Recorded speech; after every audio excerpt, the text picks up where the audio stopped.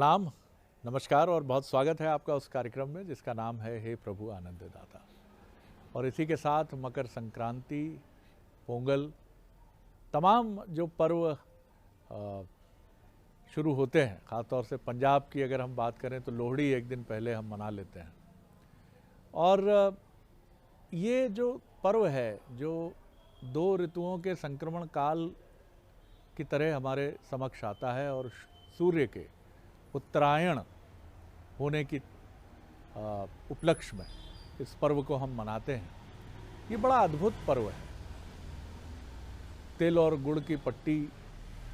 अब तिल की तासीर ठंडी होती है और गुड़ की गर्म होती है, तो शरीर को, सिस्टम को कैसे मजबूत रखना है, हमारे जो इसमें तैयार होने वाले व्यंजन हैं वो ये बताते हैं। पतंग और डोर, इनका रिश्ता बड़ा दार्शनिक रिश्ता भी लगता है। पतंग के बिना डोर का क्या मतलब है, और डोर ही है जो पतंग को आसमान तक ले जाती है। और बिना किसी इच्छा के निरपेक्ष भाव से श्रेय पतंग को है। पतंग लूट ली, पतंग काट ली, पतंग बहुत ऊंची गई, तो पतंगें भी खूब उड़ाई जाती हैं। फसल कटाई की भी बात हो जाती है और ये भी बात हो जाती है कि साहब अब कुछ नया रोपण करके भी आगे बढ़ें। तो ये जो पर्व है ये भारत की प्राचीन परंपरा, कृषि परंपरा,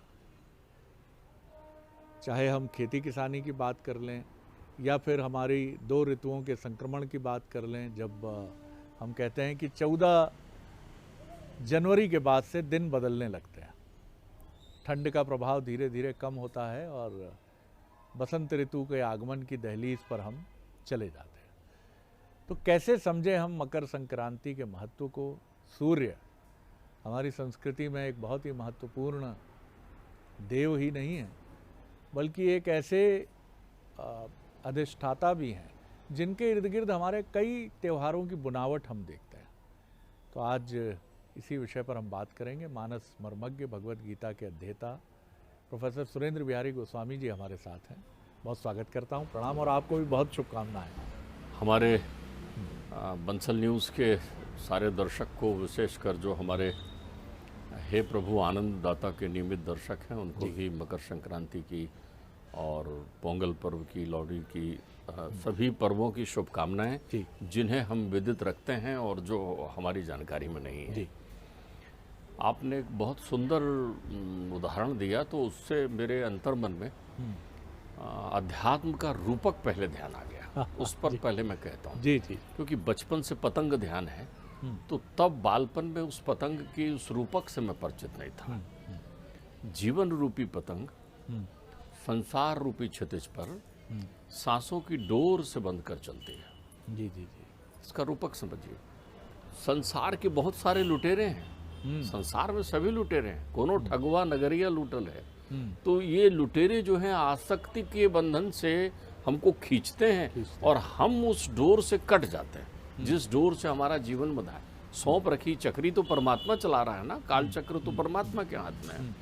तो फिर वो लूट लेते हैं, तब हमारा जीवन व्यर्थ हो जाता है। फिर बहुत सारे लोग कटी पतंग की तरह डोलते हैं, अर्थात उनके जीवन में कोई आसरा नहीं होता और वो बिना आसरा के घूम रहे होते हैं, क्योंकि उन्होंने स्वच्छंदता को जीवन मान लिया होता है। तो एक रूपक अध्यात्म का ये सुंदर हमारे जीवन में दर्शन प्रस्तुत करता है। आज प्रातः का सूर्य जब उदित होता है तो मुंडकोपनिषद में बड़ी सुंदर बात कही है आज की प्रक्रिया के संदर्भगत, जिसे हम लोग अपने राष्ट्र के मुख्य वाक्य के रूप में भी याद रखते हैं, आधार वाक्य। सत्यमेव जयते नानृतम, सत्यमेव जयते नानृतम, सत्यम पंथा नाम वितताते देवयाना। आज से वही देवयान का मार्ग शुरू होता है जो सत्य पथ पर जाता है। तो सत्य पथ पर जाने वाले मार्ग को देवयान कहते हैं। हमारे जीवन में हम जब शरीर छोड़ते हैं तो दो मार्ग से जाते हैं, दोनों मार्ग सूर्य से संबंधित हैं। एक मार्ग को हम कहते हैं पितृयान, एक मार्ग को कहते हैं हम देवयान। देवयान का प्रारंभ आज से है। पूरे 6 महीने तक प्रतीक्षा की भीष्म पितामह ने इस मार्ग के लिए। कि जब ये मार्ग खुलेगा तब मैं शरीर छोड़ूंगा। उत्तरायण तो होने आज के सूर्य। दिन ही भीष्म पितामह ने जो है कृष्ण के प्रत्यक्ष दर्शन किए थे, और कृष्ण के प्रत्यक्ष दर्शन करके अपने भौतिक शरीर का त्याग किया था। ये उत्तरायण का वो पथ है। तो उत्तरायण का पथ कौन काय से भरा हुआ है? सत्यम वितताते, सत्य से भरा हुआ पथ है। अर्थात 4 महीने का चतुर्मास आपने बिताया, 4 महीने के चतुर्मास में आपने आत्मचिंतन किया। जब आत्मचिंतन किया तो आपके अंतर्मन में एक ज्योति प्रज्वलित हो गई। जब ज्योति प्रज्वलित हो गई, 4 महीने का ये चतुर्मास गुरु पूर्णिमा से मनाया आपने। गुरु ने ज्ञानोपदेश दे दिया, संसार के प्रति आपको प्रकाश दे दिया, देवयान का मार्ग बता दिया कि मुक्त होने का कौन सा मार्ग है। कौन सा? पितृयान जो है आसक्ति का मार्ग है। जो लोग दान पुण्य इत्यादि कर्मकांड करते हैं वो लोग इस मार्ग से जाकर पितृलोक में सुशोभित होते हैं। वो भोग लोक है। आज से मुक्ति का लोक शुरू होता है। तो जो लोग देवयान से पयान करते हैं, अर्थात जिनके हृदय में सत्य संभाषित होता है और असत्य से जो दूर रहते हैं, तो इस मार्ग की यात्रा में सूर्य से जाकर सबसे पहले मिलते हैं। सूर्य मुक्ति के देवता है। मुक्ति की देवता, प्रत्यक्ष देवता सूर्य है। जो लोग सनातन संस्कृत से अपरिचित हैं वो आप देखिए कि 2 दिखने वाले प्रत्यक्ष देव, एक चंद्रमा एक सूर्य। चंद्र जो है सूर्य पर आश्रित है, लेकिन सूर्य जो है निष्पाप है, क्योंकि उसके अंदर तो अगन अगन ही है, उसके पास तो सब जलना है। ज्ञान देता है, आत्मा का प्रतीक है। जिसे आप अप दीपो भव कहते हैं, वो दीप वही है विशाल। हर लोक में एक सूर्य है। अगर कोटि लोक है तो कोटि सूर्य है, लेकिन मृत्यु लोक में वो सूर्य जो है प्रादुर्भाव। इसी सूर्य की परिक्रमा आज से प्रारंभ की थी प्रियव्रत ने। राजा प्रियव्रत ने अपने रथ में इस सूर्य की परिक्रमा की थी, 7 परिक्रमा। उनके कारण ही 7 समुद्र बने, 7 जो हैं वो उपखंड बने, खंड बने, द्वीप जिसको आप कहते हैं, द्वीप बने। उसमें से एक द्वीप जम्बू द्वीप हुआ। इस जम्बू द्वीप के 9 खंड हुए। इस 9 खंड में एक भारतवर्ष हुआ। भारतवर्ष के भारत खंड में आप रहते हैं। तो ये उत्तरायण का सूर्य है। आज तो मतलब ये मानकर चलिए कि जो लोग वैचारिक निश्चय करने में असफल रहते हैं, उन्हें आज प्रारंभ करना चाहिए। याम मेधाम देवगुणा पत्रश्योपास्ते तया मामध्य मेध्याने मेधा विनम कुरु। जब प्रातः काल उठकर आप ओम भूर्भुवः स्वः तीनों लोकों में विद्यमान उस परम तेज की वंदना करते हैं, तत्सवितुर्वरेण्यम भर्गो देवस्य धीमहि धियो यो न प्रचोदयात्, हमारी बुद्धि वहीं अग्रसित हो जाए। उत्तरायण आपके जीवन के अंधकार रूपी प्रश्न का उत्तर देती है। वाह, बहुत सुंदर बात। आपके जीवन में जितने भी प्रश्न हैं, जितनी भी चिंता है, वो रात्रि की तरह है। तो आज से जो है प्रश्नों का समाधान और सार्थक शुरू हो जाता है। आज के बाद आपके जीवन में रुकावट और प्रश्नों का क्रम कम हो जाता है। आपके जीवन में उत्तर मिल जाता है। उत्तरायण का सार्थक अर्थ तो यही है कि उत्तर की तरफ पयान करना।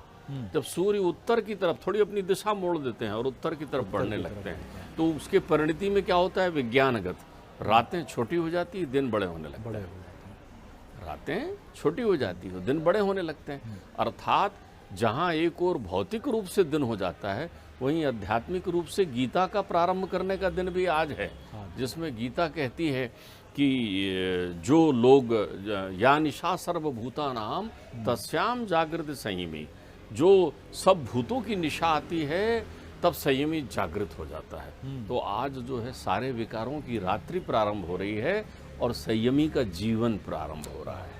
तो वो सुषुप्त हो जाएंगे, आप जागृत हो जाएंगे। तो जब आप जागृत हो जाएंगे तो क्या करें? इसलिए अध्यात्म का की शुरुआत में आपको अभ्यास कराया जाता है। दान कराते हैं, पुण्य कराते हैं, स्नान कराते हैं। अब स्नान तो आपकी स्नायुओं को स्पंदन दे देता है ना। एक सुस्त पड़े व्यक्ति पर पानी का छींटा मार दीजिए, क्या होता है? वो जागृत। तो जैसे ही शरीर में हलचल हुई, मन जागृत हो जाता है। मन को बताओ, आज उठ भाई, आज सूर्य देवता उत्तर की तरफ चल रहे हैं, तू कहाँ दक्षिण? ध्यान रखिए, दक्षिण मृत्यु है, उत्तर अमृत है। अमृत है, वाह। इसलिए देखिए अलग अलग विधान बताए गए हैं। उत्तर अमृत है, जीवन मुक्त हो जाता है। दक्षिण अमृत मृत्यु है, मृत्यु। इसीलिए तुलसी बाबा ने जो है मानस में भी दक्षिण की महत्ता को बताने के लिए दक्षिण के अर्थ को यही भांति दक्षिण दस जाएगी, और लंका मनोह विभीषण पाई। त्रिष्ठा को सपना हो रहा है, कि लंका जो रावण है वो दक्षिण दिशा की तरफ जा रहा है, यानी मृत्यु की ओर जा रहा है। यमलोक दक्षिण की तरफ है। देखिए कितने अभ्यास हमारे यहाँ वर्णित है। अब आप जो लोग विज्ञानगत हैं वो देख लें कि जिस दिन उस लोक की पृष्ठभूमि आपको विदित होगी, उन लोक का वर्णन है। प्रत्येक लोक का वर्णन है कि मृत्यु लोक से कितनी दूरी पर है, कहाँ पहुँचते हैं, क्या मिलता है। एक वैतरणी नदी मिलती है जिसको पार करना होता है, तब आप जो है लोकालोक से ऊपर होते हैं और मुक्त के पद पर जाते हैं।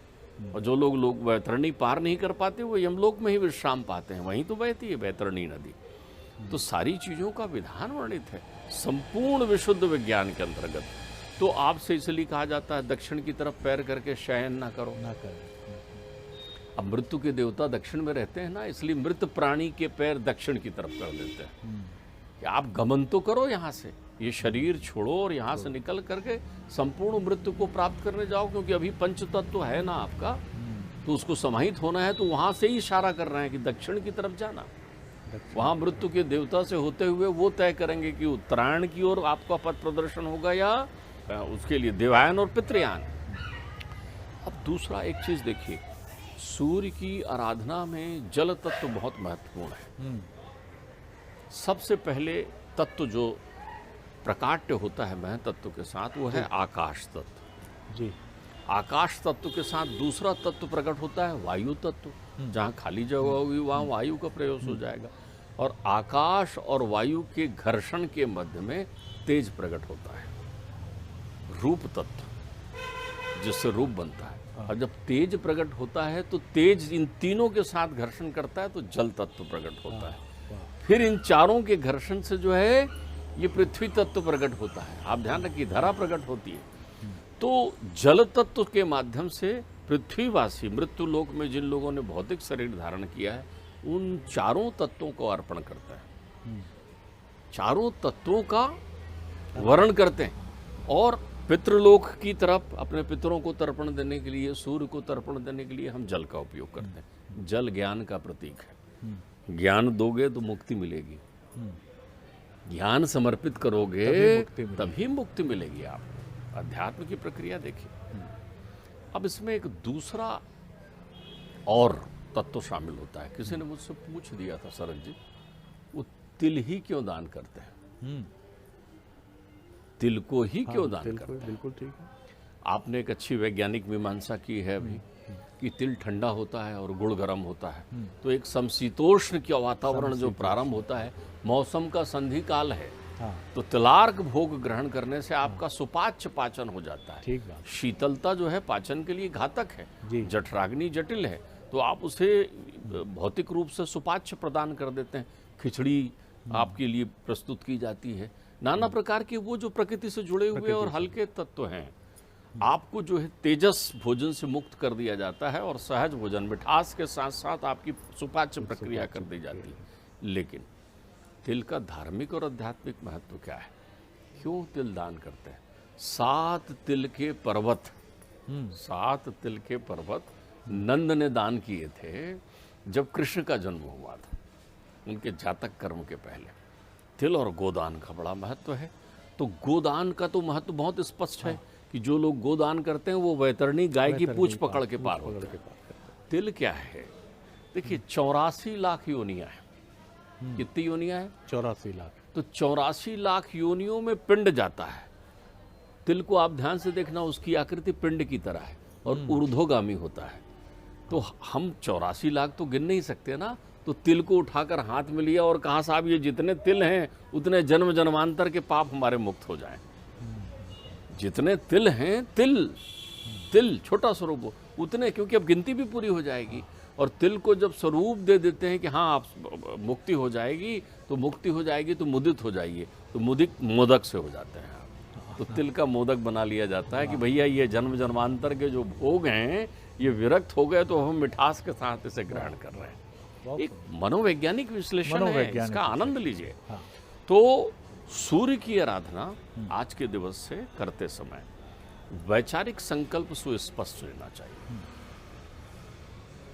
आज के दिन प्रायश्चित की गंगा में स्नान किया था भीष्म पितामह ने। आप भी प्रायश्चित की गंगा में स्नान कीजिए। जल जिससे स्नान कर रहे हैं, तन आपका शुद्ध हो रहा है, तिल उसमें मल रहे हैं, जो जन्म जन्मांतर के मैल हैं वो निकल जाएं करके। जन्म जन्मांतर के मैल निकल गए आपके। आप हर्षित मन पर रहिए, मुदित मन पर रहिए और संकल्प लीजिए कि मुझे मुक्ति के पथ पर चलना है। आज से उत्तर का जीवन जिएंगे, प्रश्न का जीवन नहीं जिएंगे, उत्तर का जीवन जिएंगे। प्रश्न हमारे जीवन में विषयाशक्ति के कारण उत्पन्न होता है जी। जब भी हम रुकते हैं कहीं ना कहीं विषयाशक्ति उसकी पृष्ठभूमि में होता है जी। कोई भी बंधन जो आपको बांधती है, ध्यान रखिए, एक बंधन तो परमात्मा का है ना, वो भी बांधती है। तो वो किसको बांधती है? बिखरे हुए को समेटने के लिए बांधती है। और ये बंधन क्या करती है? जहां जहां आप बिखर गए हैं उनको बांध कर रखती है, ताकि आप जुड़ ना पाए। परमात्मा का बंधन आपको जोड़ने के लिए है और संसार का बंधन आपको तोड़ने के लिए है, बिखेरने के लिए है आपको। तो आज विशेषकर जो युवा मकर संक्रांति के इस महत्व को देख रहे हैं, और यदि आप इसको सुन पा रहे हैं तो, न सुन पा रहे हैं तो भाई जिस दिन आप जागृत हो गए, संक्रांति तो हर महीने रहती है। सूर्य जब किसी राशि में प्रवेश करता है, 12 राशियां हैं, 12 महीने हैं, तो हर महीने की संक्रांति होती है। लेकिन मकर की संक्रांति महत्वपूर्ण इसलिए होती है कि आज वो उत्तर दिशा की ओर चलते हैं, इसीलिए मकर की संक्रांति अत्यंत महत्वपूर्ण। संधि काल का ये सारे संक्रांतियों में श्रेष्ठतम संधि काल है। यहाँ से आधे आधे भाग में हो गया, दिन और रात बराबर चल रहे हैं, लेकिन यहाँ सूर्य आपको प्रताप दे रहा है, जागृत होने के लिए दिन बढ़ा रहा है। दिन बढ़ने का अर्थ आपकी आयु बढ़ना भी तो हो गया ना। अब दिन लंबे हो गए तो आपकी आयु बढ़ गई ना। पहले आप 6 बजे शाम को जो है घने अंधेरे की अनुभूति करते थे तो आपकी रात शुरू हो जाती थी ना। अब तो 7 बजे के आसपास आप रात्रि की अनुभूति करने लगेंगे। तो आपको जीवन में 1 घंटा तो मिल गया, आधा घंटा तो मिल गया। अरे जिंदगी में तो सांसें अगर 10 मिनट एक कुछ पल के लिए रह जाती तो बेटा मिल लेता, कुछ पल के लिए रह जाती तो माँ से मिल लेते। तो जीवन में तो पल का महत्व है जिसे खरीदा नहीं जा सकता। सूर्य तो लुटा रहा है आपके पास समय। तो आज ज्ञान प्रकाश का दिवस है, आज मुक्ति के प्रति संकल्प लेने का दिवस है, आज अपने अंतर्चित्त से विषयों को तिरोहित होने का दिवस है, आज समन्वय स्थापित करने का दिवस है। काम, क्रोध, लोभ, मद, मोह, मत्सर, इन सब का समन्वय स्थापित कर लें। आज माया की भी आराधना का दिवस है। आज माया की आराधना करते हुए कहो, हे मैया, हम तेरे नन्हे मुन्ने बालक हैं, हमारे जीवन में गहन पट्टी का अंधेरा मत डाल देना, हमें जागृत रखना। आज वो दिवस है जब हम सूर्य से कहते हैं कि हमारा पढ़ा हुआ ज्ञान विस्मृत ना हो, हमें जो समझाया गया है वो विस्मृत ना हो, हमें मानवगत कर्तव्य जो करना है वो विस्मृत ना हो। आज जो है मानवता की प्राप्ति की संपूर्णता का दिन है। आज ही बहुत सारे लोग अपने जीवन में पूर्णमदः पूर्णमिदं पूर्णात् पूर्णम उदच्यते को प्राप्त कर लेते हैं। आज ईश्वरा अनुभूति का दिन है, तो आज आत्मा अनुभूति का दिन है, तो आज स्वस्थ रहने का दिन है, तो आज मस्त और व्यस्त रहने का दिन है। बहुत सुंदर बात है, बहुत ही सुंदर जिस तरह से प्रोफेसर गोस्वामी ने हमें बताया है। अब देखिए, हमारे त्योहारों की एक व्याख्या वो है जिसे लेकर नई पीढ़ी कई बार सोचती है कि, और उसमें गलती उनकी नहीं है, दरअसल व्याख्या का ये सिरा शायद छूटता है, जो जिसमें आप धर्म की वो पारंपरिक व्याख्या नहीं देखते हैं कि गाय की पूंछ पकड़कर वैतरणी पार करना।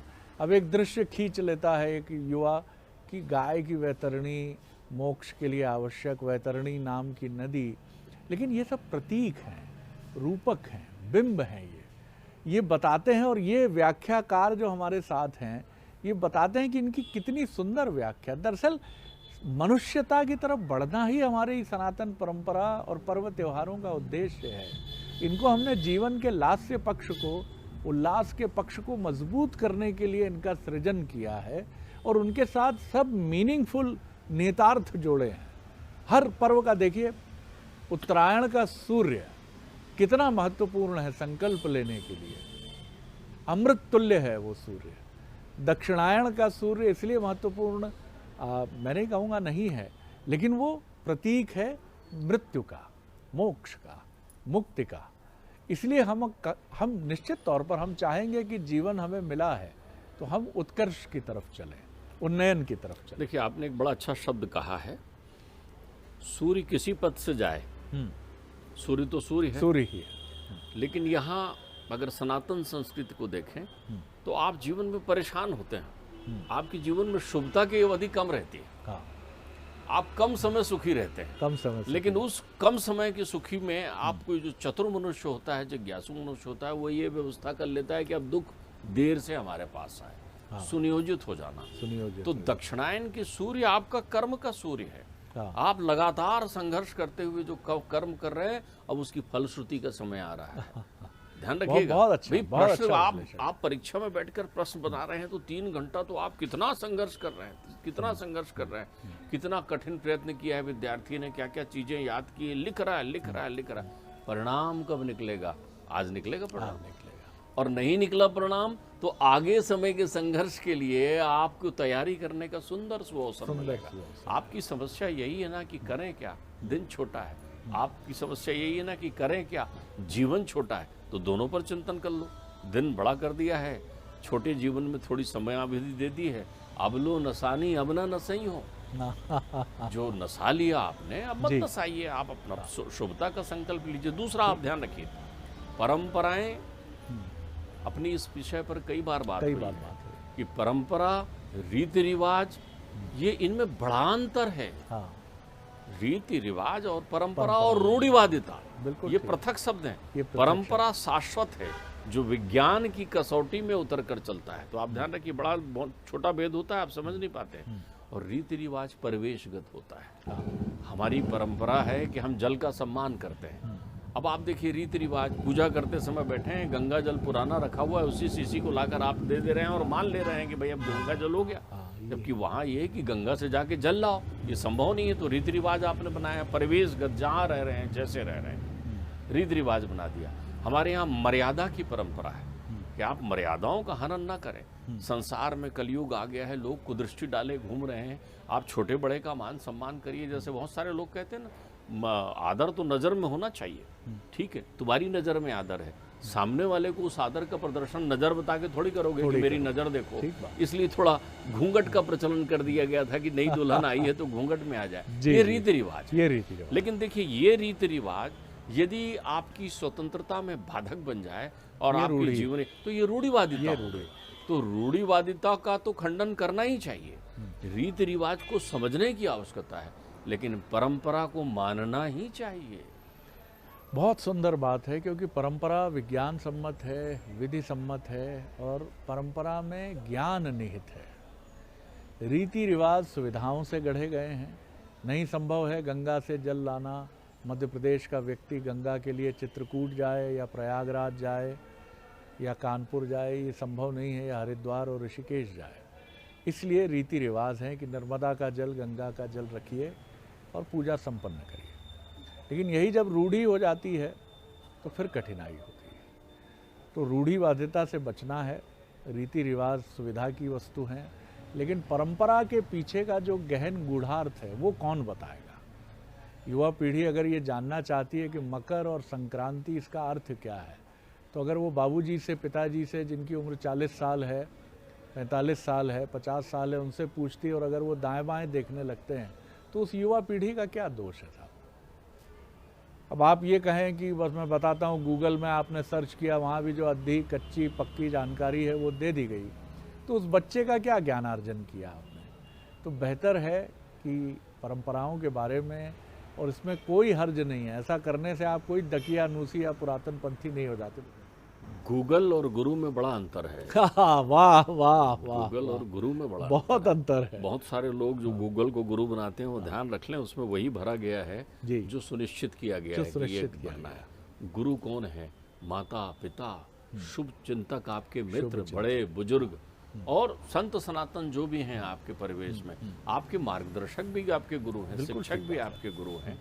और दूसरा मैं आपको अर्थ ये कहूँ कि जो लोग आधुनिकता की दौड़ में दौड़कर पिता बने थे और आज 40-50 के भी हो गए हैं, लेकिन उनमें आज उत्तरायण का महत्व नहीं है, तो ध्यान रखिए, समय है, अभी बच्चा छोटा है, आप उत्तरायण की प्रक्रिया को आत्मसात कर लें, समझ लें। आज शुभता, कोई भी शुभ कर्म आज से प्रारंभ करने का दिन है। संसार की सारी शुभताएं, आज विवाह करना, यज्ञोपवीत सारी संस्कार करना, नामकरण करना, अरे आज जागृत होकर सूर्य जागृत जो है होकर, हाँ। आनंद की वृष्टि कर रहे हैं, वाह। उसका आनंद लें। बहुत धन्यवाद करता हूँ आपका, और इसी के साथ इस पर्व को मनाइए, आनंद लीजिए आज के दिन का। बहुत धन्यवाद गोस्वामी जी। अगले एपिसोड में एक और विषय लेकर उपस्थित होंगे। प्रणाम, नमस्कार।